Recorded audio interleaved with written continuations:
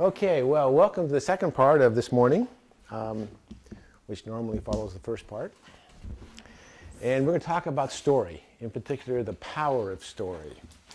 And the essence of this morning is very simple. Story is very powerful. Just story is very powerful. And by story, I mean mythology, fairy tales, legends, TV, communications in story form. It's a very powerful medium. We use stories to tell us who we are.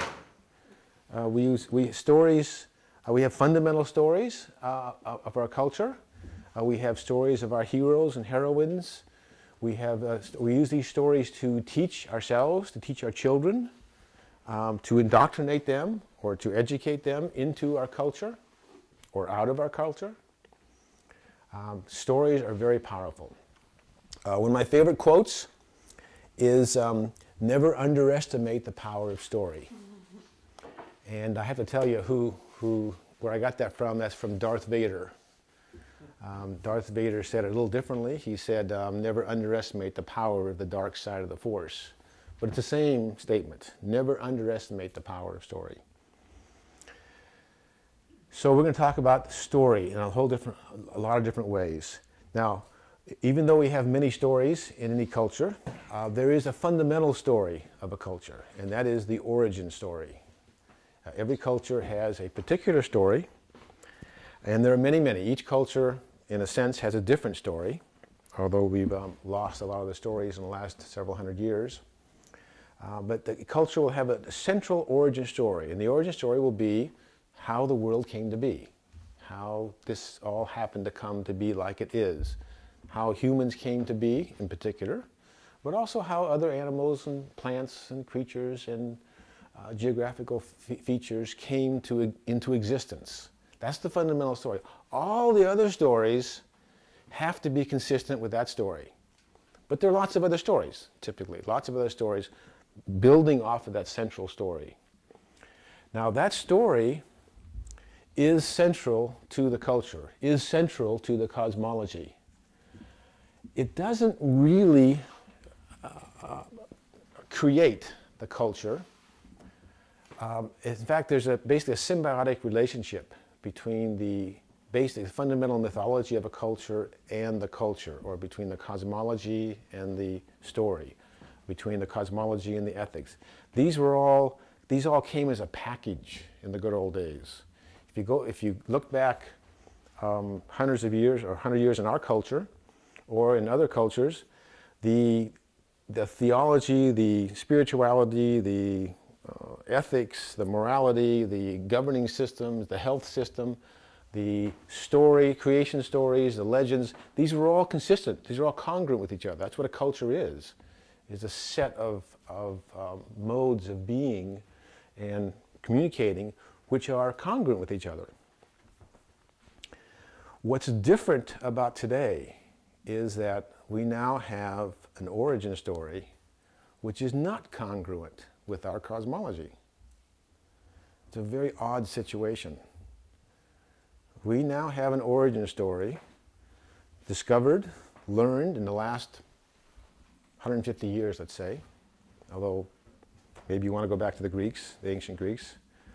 And that story is not congruent with our ethics and our morality and our spiritualities in general, present company excluded, naturally, and our mythology, in our religions, in our governance, in our health systems, in our educational systems. It's not congruent with those. They are congruent with each other. They have been, more or less, over the past many centuries. But something new has happened. And so we have a new story. And that new story has not been integrated into our culture yet. It started. I mean, that's why we're here. That's why you're here.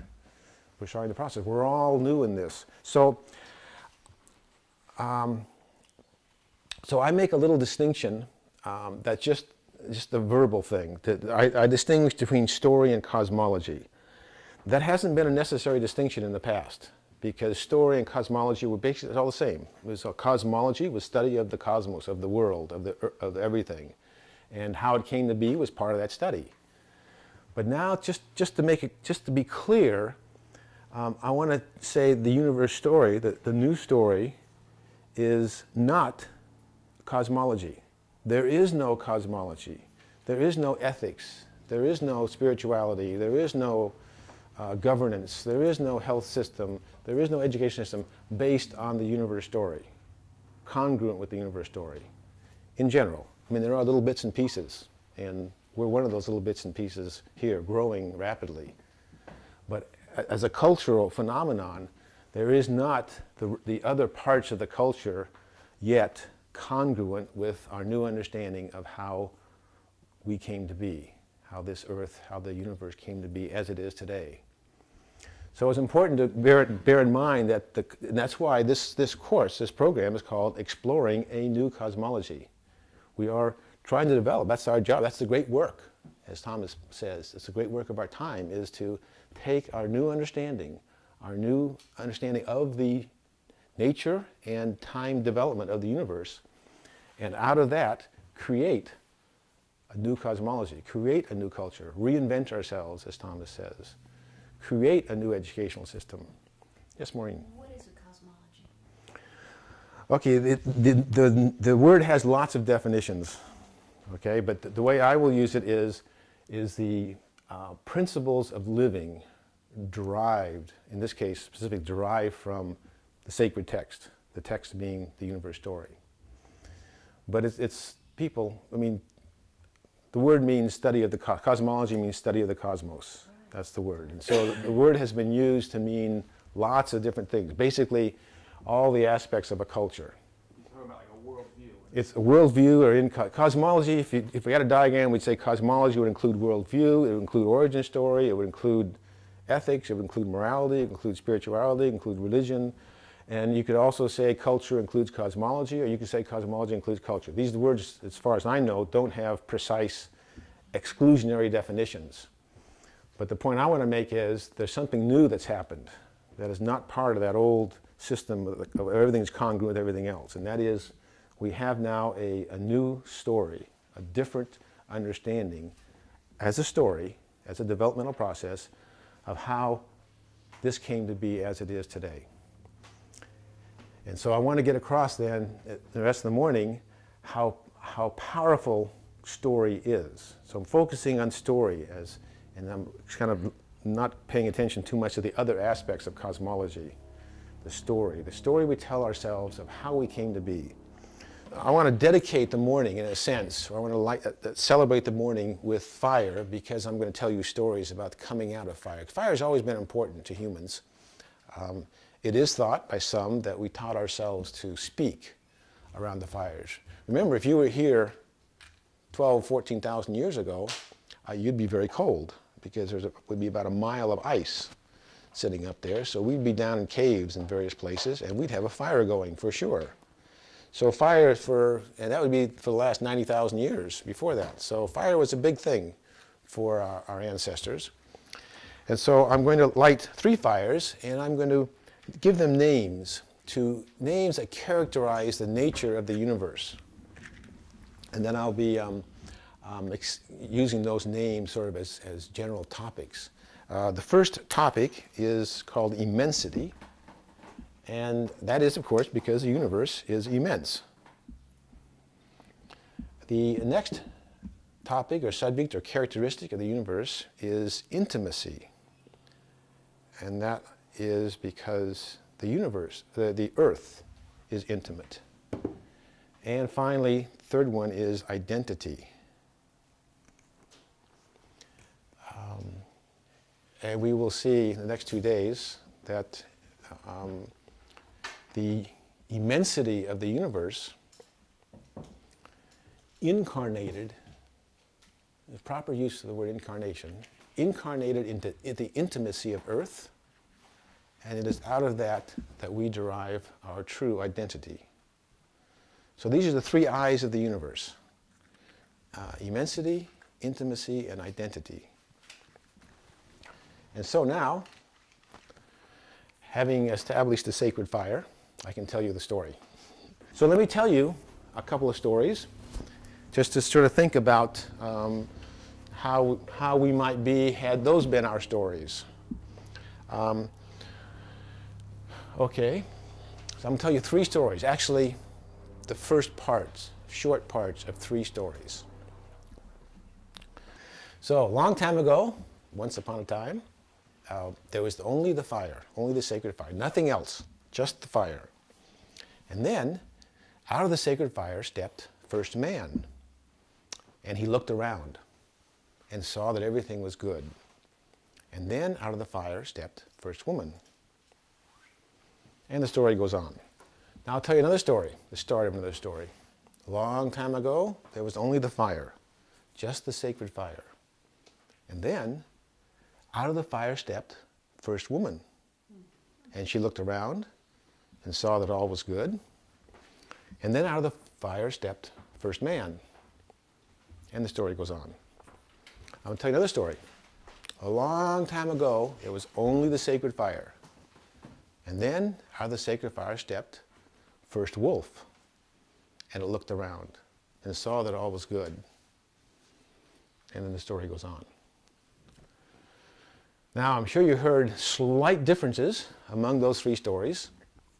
And you can just imagine the 3 cultures that might either come out of those stories or have invented those stories as an explanation for how things are. Those 3 stories, seemingly very similar, actually carry within them very profound implications about the nature of the universe, about the nature of Earth, about the nature of humans. Stories are very powerful, and the origin story is the most powerful story. How we tell our stories and what the subject, the actual subject of it within the story, what it is very powerful. It might not be obvious at first. It might take 1,000 years or 2,000 years for subtle aspects of the story to manifest themselves. Stories are very powerful. There's a book which I highly recommend. It's called Ishmael. How many of you, by Daniel Quinn, how many of you read it? 1, 2, 3, 4, good. So about half of you, good. Well, it's an easy read, and I guarantee you'll either love it or hate it. No in between on this book, and most people love it, but there are a few. It's a certain style of book. In any case, in it, the author, through Ishmael, the main actor, basically, in the story, it's a novel. It's a very light read. Pardon me? Protagonist. The main protagonist? Protagonist. That's a good word, yes. The main protagonist. Ishmael is the main protagonist. And in there he says, the story, and he means the origin story, he says the story is a narrative about the gods, people, and the earth. And a culture is a group of people acting as though the story were true. So a culture is a group of people acting as though the story were true. Now, I don't know what Daniel Quinn was thinking when he wrote that, but to me, the way I interpret it is he's not saying the story is false. The important aspect is the group of people acting as though the story is true. As a matter of fact, truth or falseness in origin stories, in mythology, is not, I mean, I really don't know what people thought thousands of years ago, but it's not really relevant. It's only been relevant recently when we've gotten really literal in our orientation, we in the Western world. We want proofs of things and so on. So the truth or falsehood is not really the issue. The question is, does the culture act as though the story were true? Now, the next phase of this is going to involve a little change in our geometry here, because in order to demonstrate the power of a story, I've invited all the way from the Yosemite Valley in California, 3 Miwok Native Americans. Now, you're probably surprised that they'd come all this way just for a little show. There's a little place in Blairstown. This shows you how important Genesis Farm is. And so these three Miwok are here, and they are going to act out the origin story of the Miwok people. Now the Miwok, actually it's a people with lots of sub-peoples. They lived in the, like I say, everywhere from Yosemite, if you know California, it's on the eastern side, across the valley, all the way to San Francisco, and around in the area were the Miwoks. And if you go to Yosemite now, you can go see a little Miwok village. So they lived there for thousands of years. Nobody knows. There's discussions about how long the Native Americans have been there and so on, but probably many thousands of years. And this is their origin story. But understand it as a story. It's an answer to a question. This would be the answer to the question by a child. Mommy, Daddy, where did I come from? This story is the answer to that question. And presumably, this story has stayed fairly stable for some time. Probably has changed slowly over the years, maybe, or maybe not. I don't know, maybe it's been that way for centuries. But anyhow, so as you watch the story being played out, think to yourself, this is the answer to the question, Grandpa, Grandma, you know, how did things come this way? How did the forest get this way? You know, why are we the way we are? You could have talked about, or we could think about, what you're doing when you were thinking about that story. It's not exactly the same, but it's a form of, it's called exegesis. You know, taking a sacred text or a sacred story and analyzing it for its meaning, for its depth, for its hidden values or profundities. And I'm sure the Miwoks did that with their story, this story and other stories. I mean, this is not the only story of the Miwok, but it's the fundamental origin story. And people do that. They take the sacred text, the central story, and analyze it. What does it mean? How does it work? What is this telling me about how to live my life? What does it tell me about how to interact with others, with the natural world, with other people, with the cosmos? And that is our job. That's what we need to do. That's exploring a new cosmology. And we're starting with a sacred text that hasn't been recognized in the Western world, been recognized in other cultures a long time, but hasn't been recognized in the Western world for quite a while, generally. So we are about exegesis these 10 days. We're going to analyze a new story of the universe and ask, what does it mean in terms of how we function, both personally and, in this case, perhaps more importantly, how we function culturally, how our health system functions, how our agriculture system functions, how economics functions, in the context of the sacred text of the universe itself. So continuing on with story, I have another story to tell you, and I think this is the record for the all-time short story. It was written by a man, N. Scott Momaday, who's a Kiowa Native American, who last I heard, and if anybody knows can update me, last I heard he was at the University of Arizona in the English department. But anyway, I heard him speak one time. If you ever get a chance to listen to him speak, please do so. He's an amazing speaker. He's very much like James Earl Jones, a very big man with a deep, resonant voice. Anyway, he told this story, and the story goes like this. Who are you? Someone asks. Comes the answer, I am the story of myself. That's the whole story. The 2 sentences. Who are you? I am the story of myself. And that is the essence of what we're talking about here. And this story, I am the story of myself, this is the big story of myself. This is the 13.7 billion year story of myself.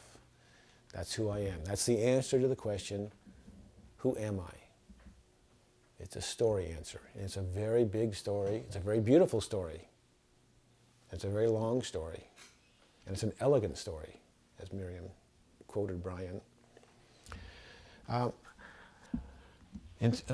Thomas, in his book Dream of the Earth, and in writing with Brian Swim, had some comments on story in general, and I have two volunteers. I forget who they are. And we have two paragraphs, one from each book, one from the book Dream of the Earth and one from the Universe Story. And you're first, Mary? No, I'm the second. You're second. You're first, Michael. The story of the universe. It did provide a context in which life could function in a meaningful manner. That's the purpose of the story. The purpose of the story is to provide a context in which life can function in a meaningful manner. And a story either succeeds or fails based on that criterion. And so today we have a new story coming in when partly because we're finding out, and also partly because the old story is no longer providing a context in which life can function in a meaningful manner. We are having experiences which cannot be set easily within the old cosmology. Looking at the moons of Jupiter, it's difficult to set that kind of experience within the context of our old story. We have seen with telescopes, optical telescopes, much farther than Jupiter. We've seen to the end of the universe. We've actually seen to the time when there were no galaxies. We've seen to the time when there were no stars. We've seen that with our eyes, properly amplified. It's very difficult to set those kinds of experiences within the old context. That's required a new context for understanding what those experiences mean. And that's the genesis of the new story, and we are the genesis of the new cosmology. We are going to make meaning out of the new story. So many people have come before us. Thomas and Brian, Miriam, and many other people have been thinking about the implications of the universe story for some time. So I'm going to give just a quick, we'll be actually spending much of this time together on the implications. But just to give a quick summary of some of the thoughts, in particular of Thomas Berry, we had just three observations of Thomas Berry as he meditated on the universe story, the new understanding of the history of the universe and particularly the history of Earth. First, Earth is a communion of subjects, not a collection of objects. That's a very different observation than what our culture is based upon. A very different. Basically, it's opposite. Earth is primary, the human is derivative. Very different from the observation or the assumption that we have in our present mythology. And three, nothing is itself without everything else. It's a very profound statement, phrased elegantly as Thomas does. As a matter of fact, it's the only sentence that's repeated in the book, The Universe Story. That sentence is in there twice, and I'll give you a prize if you find both versions of it. So that's a very quick way of summarizing the implications. Now, there's obviously much more to unwrap from that.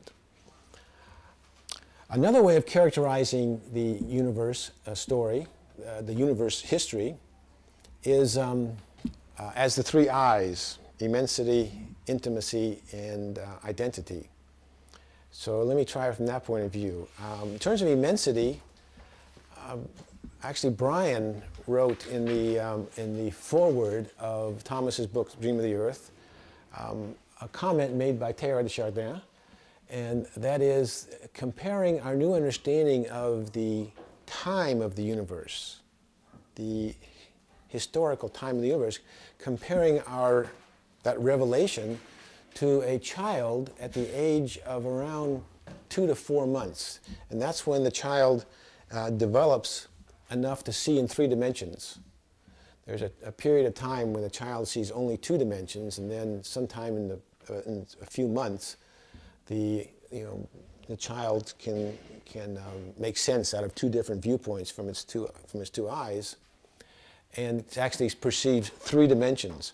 That's a huge shift in the nature of the world inhabited by the child, from just something that's basically a flat screen to depth. That's effectively what's happened to us. We have lived previously, all cultures have, in a world, in an understanding of the history of the world that was several thousand years old, depending on the culture. But basically, things were as they are right now.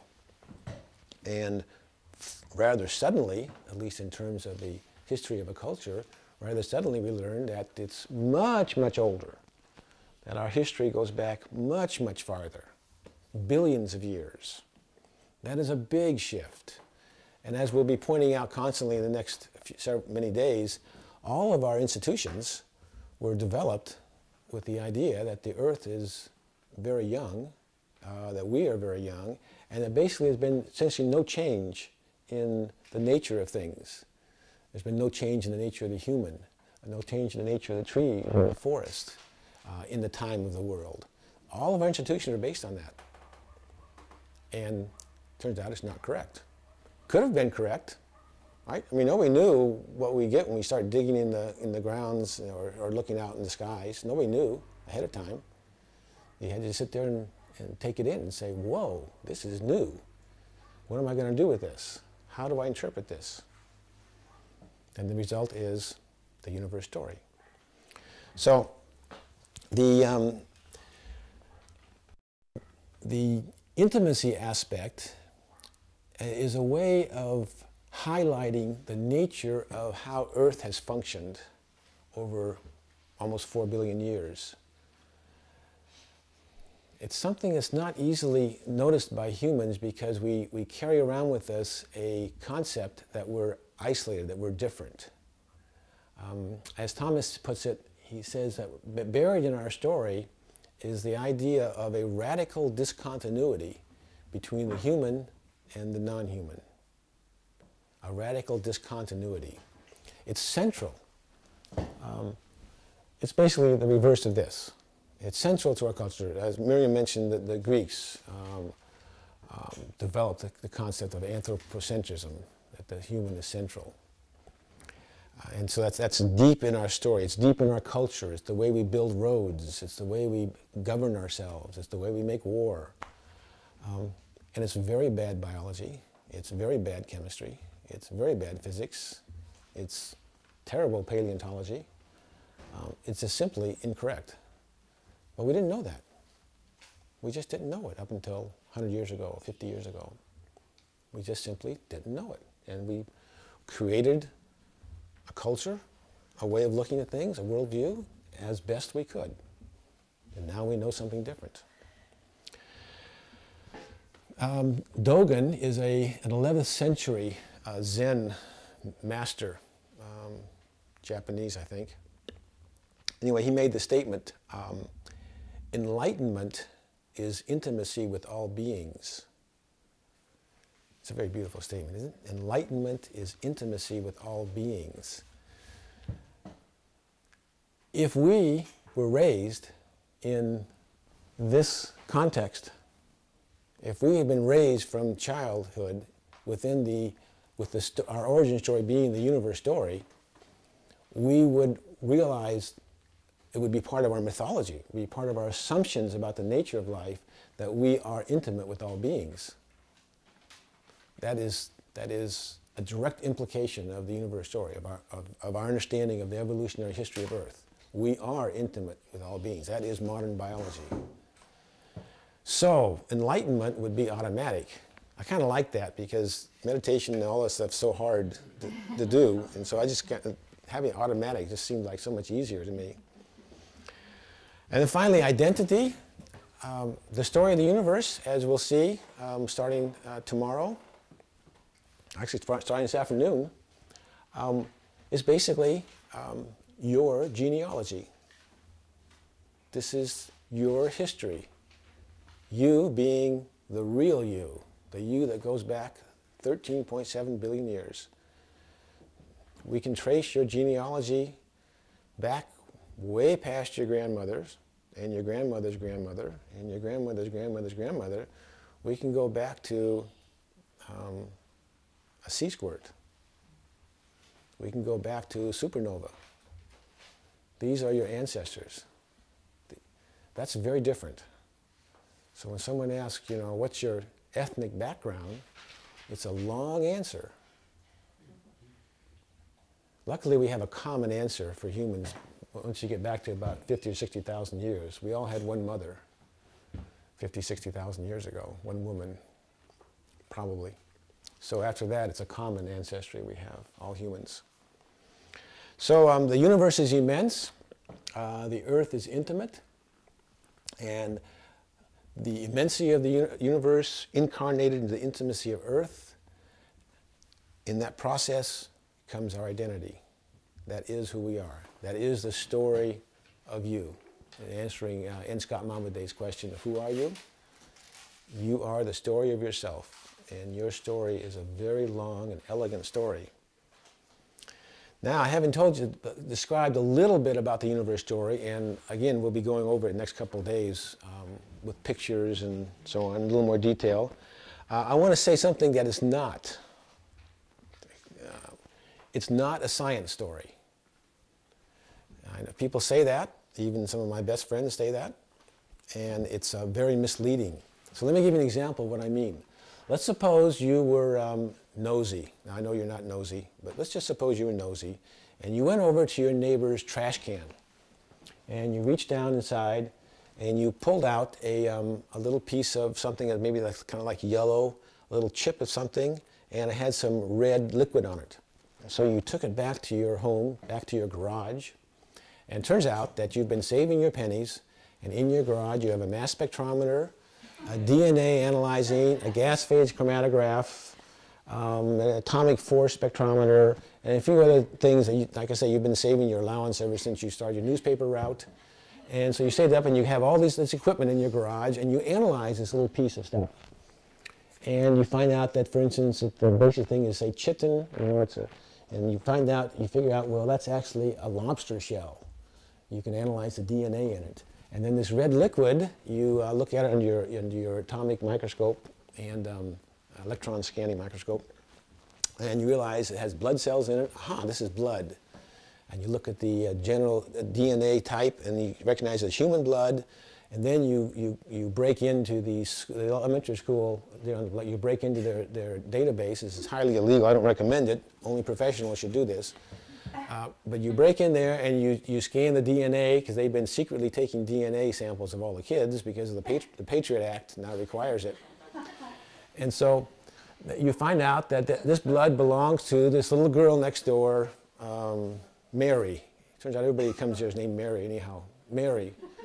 So you have Mary's blood on this piece of lobster shell. So you say, aha, Mary ate lobster for dinner last night and cut herself on the shell. You know how lobster shell, you break it and you cut, see, and it went into the trash.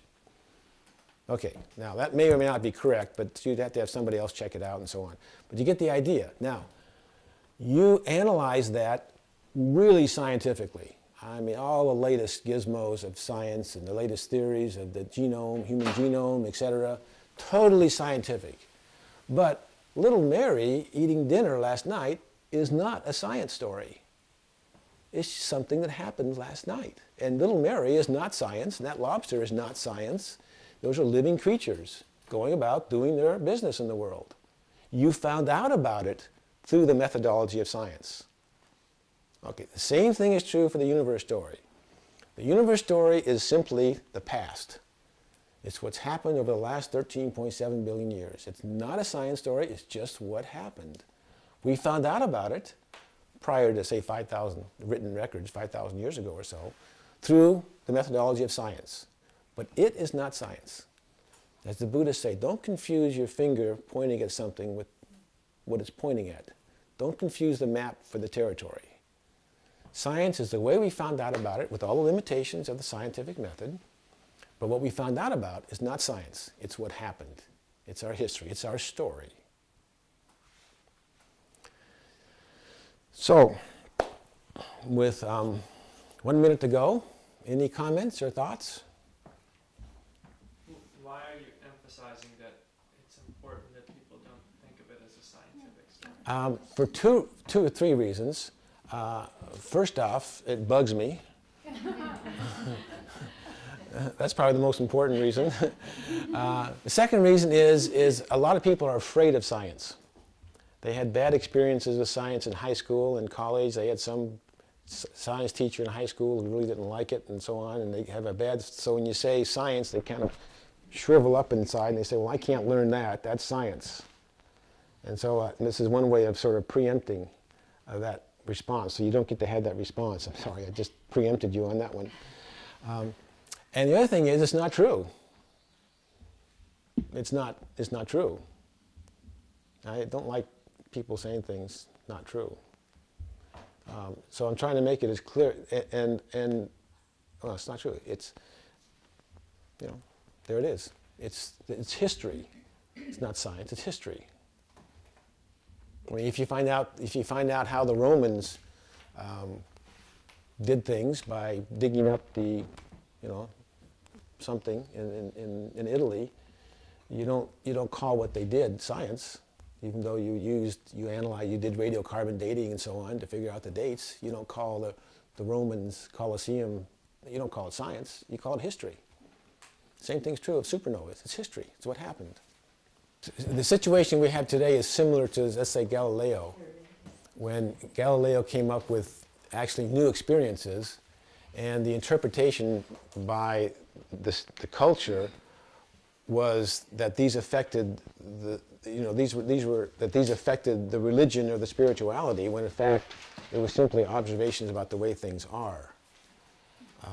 But oftentimes the cosmology encompasses everything, and so when you challenge one part of it, it seems like a challenge to the whole thing, but it's not necessarily the case.